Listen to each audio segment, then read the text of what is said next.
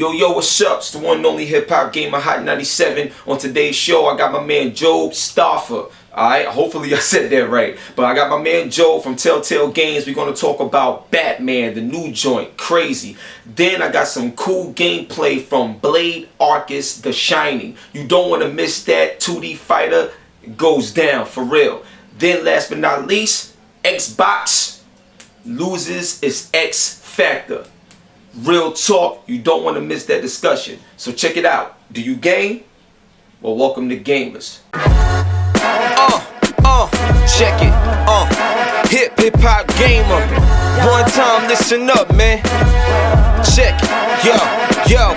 People doubted me. Straight out the gate was the first mistake. 5 years in now, labeled as a heavyweight. Game industry where you the best, you get a lot of hate. Guess my black skin enhanced the way that I can elevate. I got love for all parties involved. They assassinate my character like it's part of the job. But I'm built for the battle, prepared for the worst. My results are the best cause I'm the hardest at work. You never seen a style like mine. Passion every time I grind. Hated or love it, I'm raw and I'm rugged with punchlines. So knuckle up if you're ready for this contest. My content is quality, so quantity's the concept. I'm far threat when I spit bars that's complex. Apply pressure to the competition bottlenecks. So who's next? I wanna know where your heart at. Brooklyn born bred, that's where I got my honor at. My persona is truth, that's where the love's at. Hip hop and games, we gotta bring that love back. Get down and lay down, you with me or against me. I got a third eye so I can see if you a friend of me. All I do is keep it real cause I would never back down. Hip hop gamer, know the name and the fucking sound. Verbally I'm automatic, welcome to my battleground. Die for the shine, then I live in the background. Apply pressure. Yo, what's up? So we checking out Blade Arcus from Shiny Battle Arena. Let's go. We're going to check out the story mode right now so I can give you a taste of some of the characters and the way it's formatted. Select your character. So this is the character selection screen, 16 characters. Hopefully they add even more, but right now what they got is amazing and I'm going to show you why. Rage, that's one of my favorite characters, and Fenrir is another one of my favorite characters. Reminds me of Wolverine. Check this out. We go hard, baby. We go hard. Let's go. So this is how the story is presented. So you read it because it's in a different language. So you got to read it and stuff like that. But seems pretty good so far. Duel start. Let's go. I can't wait to show y'all this game. Look at the graphics. Look at the graphics, yo. This joint is so crazy. It's smooth. The art design, all of that. It's crazy. I don't know what they're saying, but it's about to go down. Check it out. Oh, wow. Nice counter. Ooh. Wow. So you got your support characters in this game, which is dope. Because of this, you gotta see the moves that they do, man. It's crazy. This game once again has like great spacing mechanic.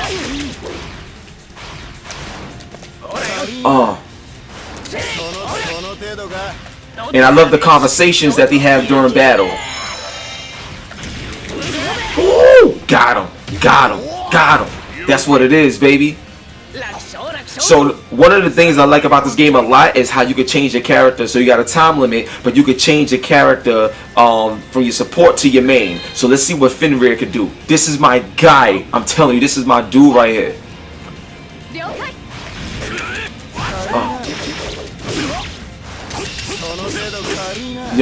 Yo, the way this game feels is amazing. Look at this.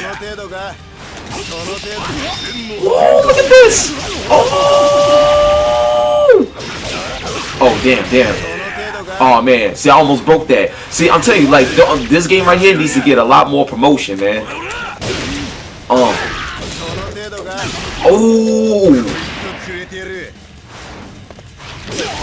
Oh, you see that? Oh, shoot. Got him. That's what I'm talking about. Got one more round. We're going to knock him out, yo. But that's what I really love about this game. I think it's always good to get a chance to get a feel for new characters, new environments, you know, new story, new fighting engine. This is dope and definitely different, man. Oh wow. Oh shoot. Oh shoot. And it's mad responsive, easy to control. Oh nice. Look at this. Ooh.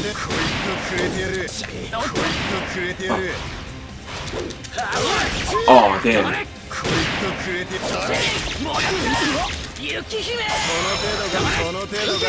Let's go. Let's go. Oh!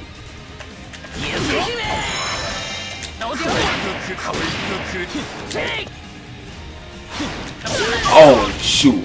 Well, you gotta be careful.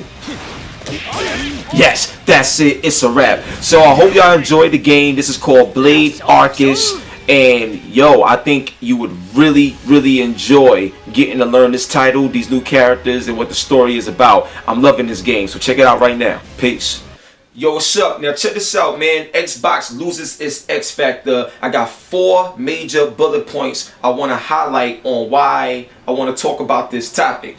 First thing is this: Halo. Now, back in 2001, when Xbox, the original OG Xbox, first came out, Halo Combat Evolved was that joint. Like, everybody was talking about it. That was one of the games that became the face of the Microsoft Xbox brand. That was their mascot. Master Chief was it, right? Then you had Halo 1. Then you had Halo 2. Now, you went from like selling like 4 million to 6 million to 9 million to 9 million. I think they even did like 11, 12 million on some of these Halo games. You know what I'm saying? Then you start to see it dwindle down a little bit, but those things happen. You know, Halo ODST, but then it goes up with Halo Reach. You know, you see these things happen. But recently, Halo 5 Guardians came out. And although I did like the game, it was good. But when you're Halo, there's a certain standard, there's a certain level that that brand name holds. You know what I'm saying? That's like if Grand Theft Auto comes out, and we're normally used to Grand Theft Auto selling 40, 50 million copies, and then they come out and only do 4 million. It's like 4 million is great to sell for any game, but for Grand Theft Auto standards, nah. So it's the same case with Halo. Now, with Halo, the last one that came out only did about like 4 million. And to my knowledge, Halo ODST, which is more like a spin-off, that joint actually performed better than the latest one. Now, a lot of the problems with Halo 5 Guardians was mainly with story. Like, you know what I'm saying? We thrive on the story of Halo. So when they kind of marketed and talked about how they made it seem like Master Chief was probably the bad guy all along, there was this big confrontation and this and that. But when you play the game, you really don't get that feel. Like, you see a slight interaction or a slight hint at it, but at the very end of the game, you know, no spoilers, but at the very end of the game of Halo 5 Guardians, it's like, oh, now it's about to get crazy. But then the game ends. So it's like, what? Like, you know, you get that feel. And in terms of gameplay, it's pretty much Halo, but that's the thing. It really didn't evolve as much or grow as much. So when you see the power of these systems and it's not taking full advantage from a creative standpoint or even an idea standpoint on to do a little bit more, it kind of becomes rinse and repeat with a prettier presentation. You know what I'm saying? So Halo 5 Guardians is not a bad game at all. I'm not saying that. What I'm trying to say is that was one of the things that was Xbox X Factor, and now it's not as effective. And that's the whole idea of this segment in terms of this discussion about how Xbox been losing its X Factor. Let's move on to the next point. Xbox Live. Now, Xbox Live during the Xbox 360 era, coming towards the end of the OG Xbox era, yo, people brought Xbox 360 simply because of Xbox Live. It was the easiest, most unique, ease of use system for online gaming for mainstream gamers and end users, consumers all around the world. Like, Xbox Live was that crack in the vein. Like, that's what it was, yo. We, like, I don't care if you playing Madden or if you playing Tekken, like Call of Duty, you name it, Xbox Live, everybody was on it. You know what I'm saying? And the thing is, like, when you turn on the 360 and stuff like that, you see your avatar there. All the features is like literally right there in front of your face. It was easy to just jump in. their marketing was jump in. Like it was that easy to it just worked. And it worked great. You know what I'm saying? But when the launch of Xbox One came and stuff like that, a lot of the things that made Xbox Live great during the 360 era, it wasn't even in place. Like, you know what I'm saying? There were some features missing. Like, even when you add in friends and when you're trying to join in and have party chatting and parties going with you as you travel from game to game and stuff like that, a lot of this stuff, you know, wasn't really easy to do, like, at all. And some of the stuff, I can't think of it on the top of my head right now, but some things wasn't even in Xbox Live. Like, I'm like, yo, this is the next generation of your platform.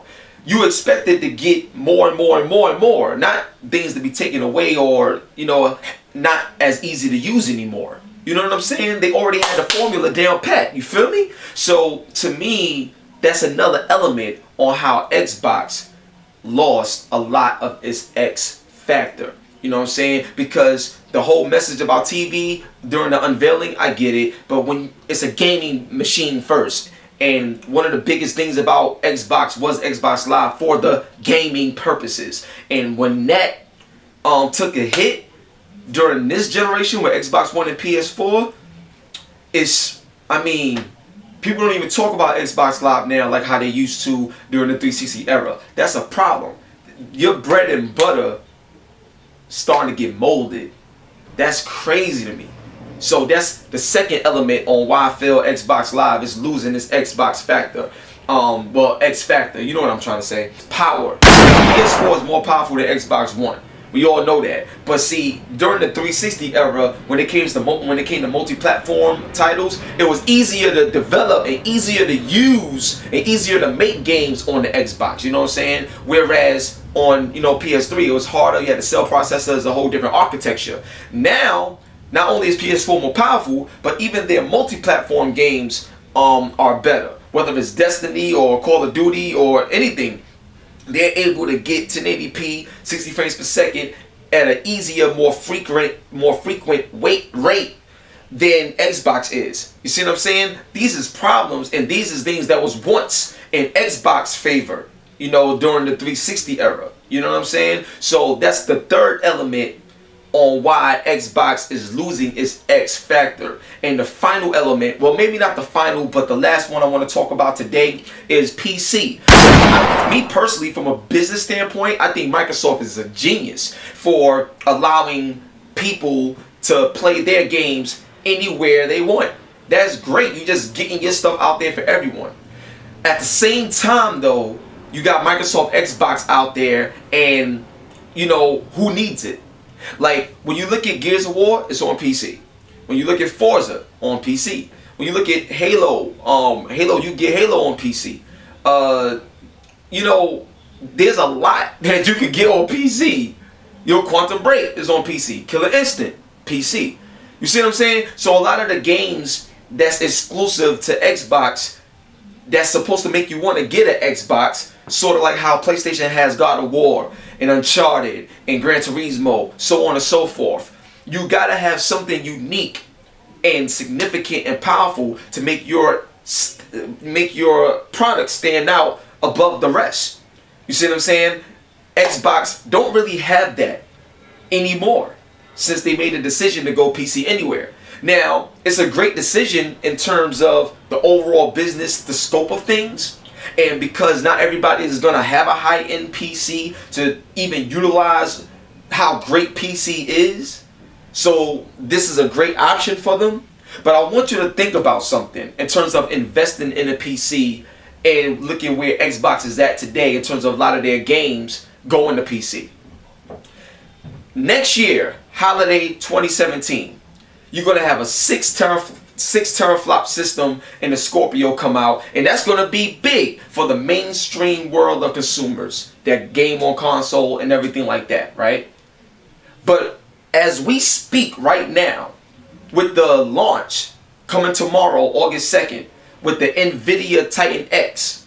Now, the NVIDIA Titan X, if I'm not mistaken, I could be wrong, but I think it's 12 teraflops. And it has, I think, 12 gigs of GDDR5 memory X. So correct me if I'm wrong, but I believe that's the specs because the 1080 I think is 8.9 teraflops. So, but anyway, what I'm trying to explain to you is I could get 4 of those Titan X cards, put them in the PC, bridge them with the SLI, and it's as if like I'll have like probably 10 times more power than something that's coming out next year right now. To make it easier for you to understand, let's say Sony announced PlayStation 5 is coming out next year, holiday 2017, but I already got PlayStation 9 at my house.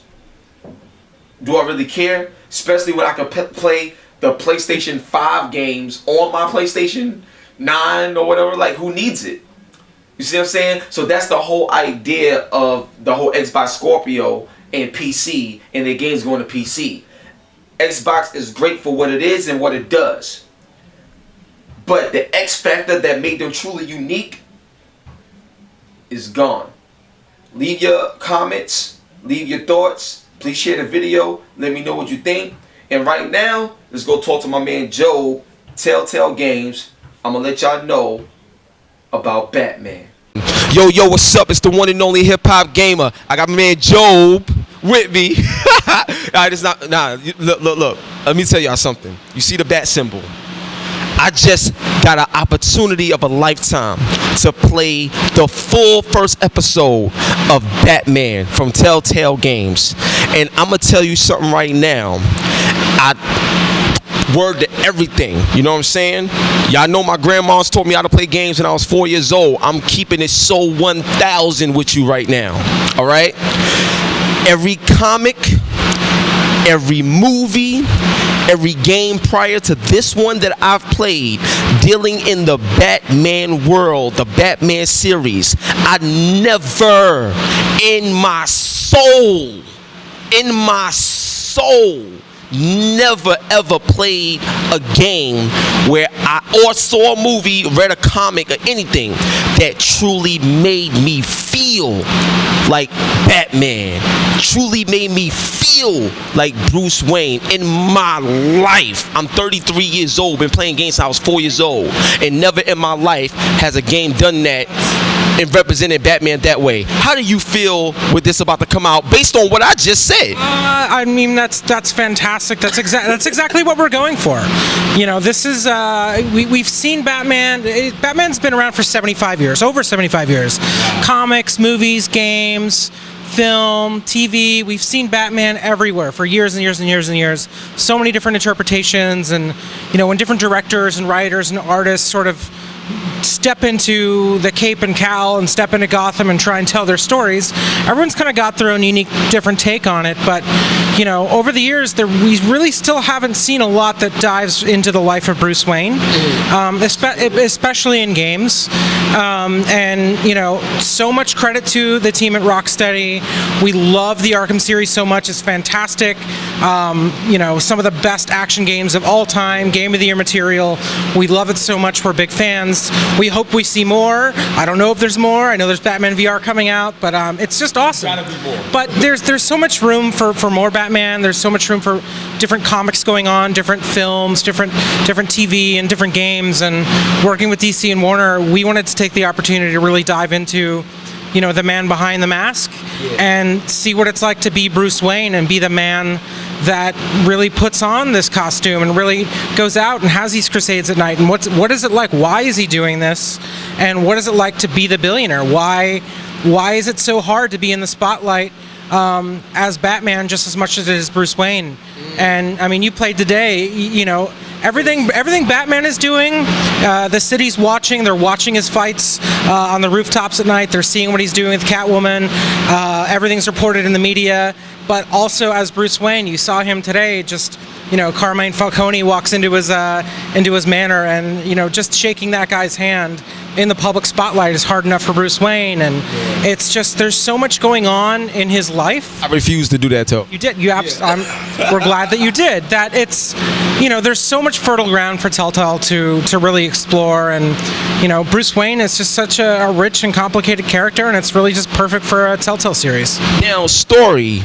Now, is this like a brand new story or is it pulling from something? Because the way this is designed, let me explain something to y'all.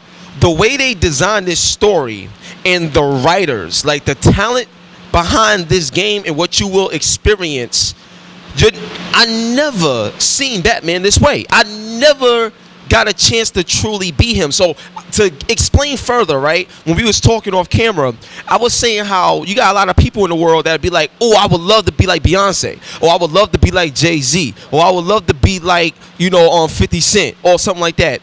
And you don't know the decisions that they had to make to see the final product that we watch on TV. Right. Like, you know what I'm saying? And a lot of times you may want to be something, but when you're in it, this is what you asked for. You may not have wanted this. This game is the perfect sentiment to that statement and analogy. It will blow your mind. Now, the story, why? Like, why this? Like, why did y'all want to tell this story?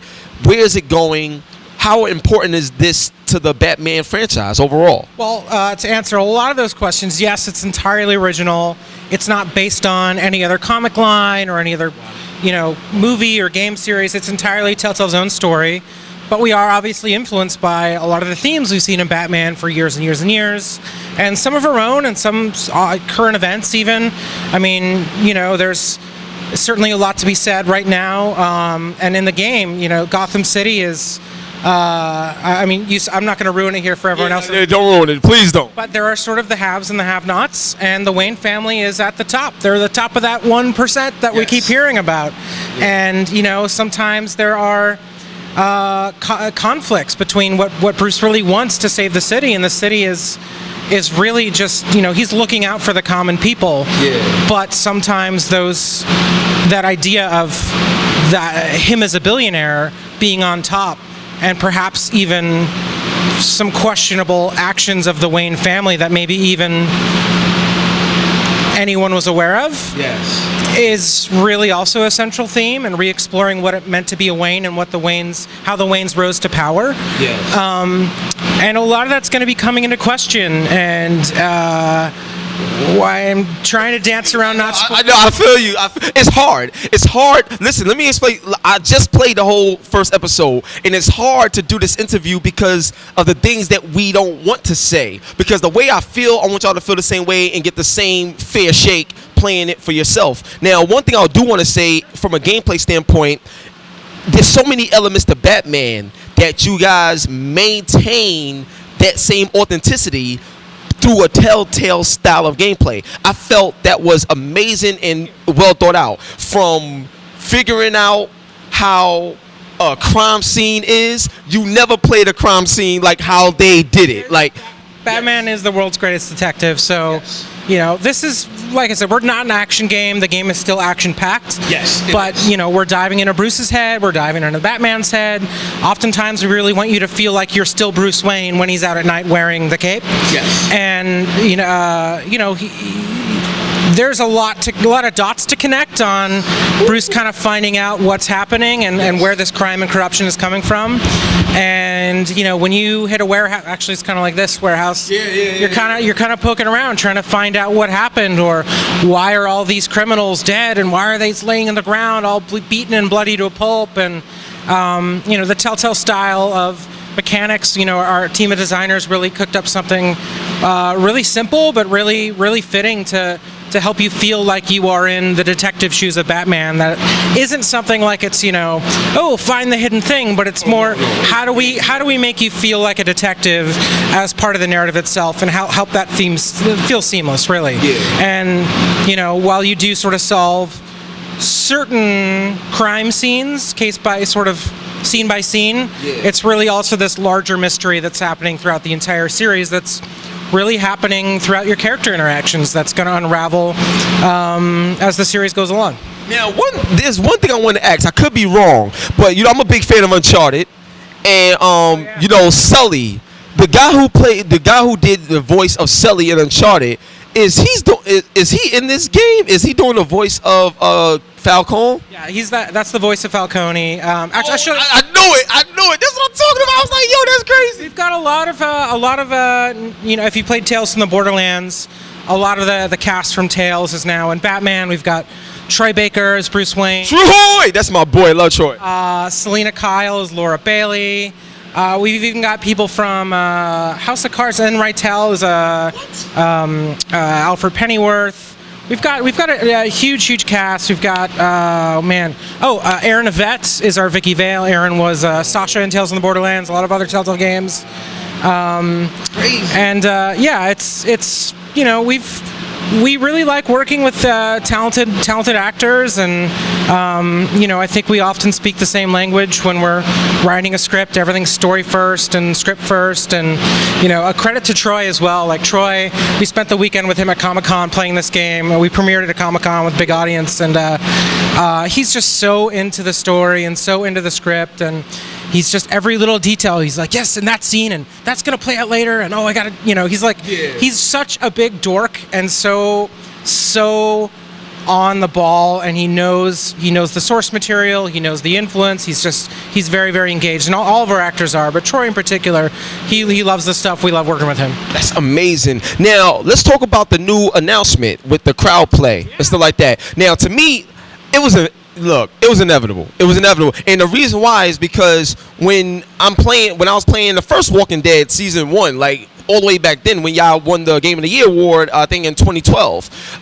Even then, I was playing with my nephews and nieces and stuff, and it was just, you just joined in. It was just a natural thing you did watching the game. Now we have it. Talk about that, how it has evolved, what's the experience been like, and where do you see it going further?